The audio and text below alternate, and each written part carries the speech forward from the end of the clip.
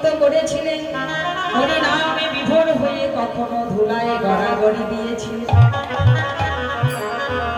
কিন্তু আজকাল আমরা হরিনাম কিভাবে করি? শ্রীখল করতাল নেই, হরিনামের মধ্যে ডিজে, তাই না? হ্যাঁ, ডিজে প্রয়োগ করা হচ্ছে। কেন করা হচ্ছে? এই ডিজে প্রয়োগ করলে অনেক মানুষ হবে। তো বাবা, এইভাবে যদি হরিনাম করা যায়, রং বেরঙের নৃত্য, প্রেমের কোনো গন্ধ নেই, ভক্তির কোনো লেশ নেই, তাহলে জীব কি উদ্ধার হবে নাকি নরকে যাবে? কোনটা? এইভাবে যদি হরিনাম যে করবে সেও মহা অপরাধী হবে। নাম অপরাধ মারাত্মক জিনিস, সেও অপরাধী হবে, আর যে শ্রবণ করবে সেও মহা অপরাধী হবে। তাই কি বললেন? সাধু সাবধান, ধীর গহিও সাধু সাবধান। সাধুকে বারবার সাবধান করা হচ্ছে।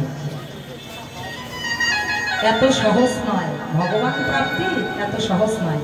মনে অহংকার থাকলে, হ্যাঁ, যতই মনটা মিঠাই, যতই মন্দিরে ভালো ভালো মন্দিরে ভগবানকে সেবা দেওয়া হোক না কেন, কোনো লাভ নেই যদি ভক্তের হৃদয়ে শুদ্ধ প্রেম আর ভক্তি না থাকে।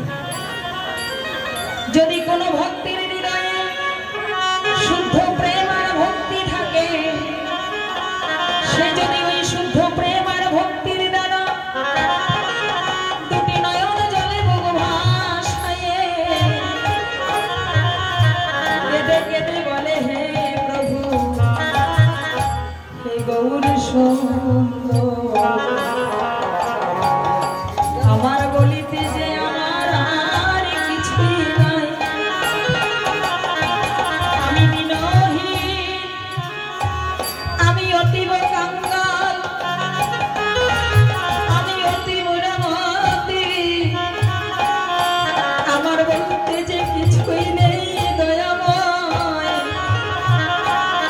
শুধুমাত্র এই নয়ন জলকে সম্বল করে তোমার চরণে নিবেদন করিলাম। হে প্রভু গো, তুমি কৃপা করে আমার মতো এই অভাজনকে একবার চরণে ঠাই দাও। তোমার ওই রাঙা চরণ ছাড়া করো না। এইভাবে যদি কোনো ভক্ত নয়নের জল দিয়ে ভগবানের চরণ ধৌত করিতে পারে, ভগবান সেই ভক্তের ডাক শুনে কখনো দূরে থাকতে পারেন না। ভগবান সেই ভক্তের কাছে এসে সারা জনমের মতো সেই ভক্তের প্রেমে বাধা থাকে। তাই ভগবান প্রাপ্তির উপায় হচ্ছে, যদি কোনো ভক্তের হৃদয়ে থাকে প্রেম আর ভক্তি, এই প্রেম আর ভক্তির দ্বারা যদি কেহ ভগবানকে ভালোবাসতে পারে, ডাকার মতো ডাকতে পারে, তাহলে ভগবান আর দূরে থাকতে পারে না। আর ভগবান যখন কোনো ভক্তের হৃদয়ে বিরাজমান হয়ে যায়, সেই ভক্তের সদা সর্বক্ষণ তার সাথেই থাকে। ভক্ত যখন ভগবানকে লাভ করতে পারে, তখন তার সারাটা জনম জন্মান্তরে আনন্দময় হয়ে যায়। সে আমার গৌর হরি শ্রী চরণে পৌঁছে গিয়ে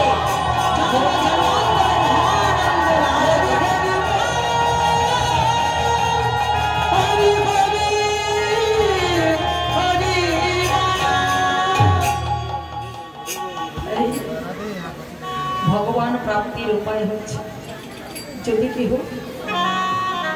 হরিনাম করার মতো করতে পারে, নয়ন জল আর হৃদয়ের ভক্তি দিয়ে, তাহলেই নামের ক্রিয়া হবে। আর নামের ক্রিয়া হলে অবশ্যই সে সেই প্রেমের দড়িতে ভগবানকে বাঁধতে পারবে। তাই আজ আমার গৌর সুন্দর তিনি তার ভক্তদের সঙ্গে করে নিয়ে আজ শ্রীবাসঙ্গনে দুটি বাহু উত্তোলন করে দাঁড়ালেন। দুটি বাহু উত্তোলন করে আজ আমার গৌর হরি হরি নামে করিতে লাগিলেন।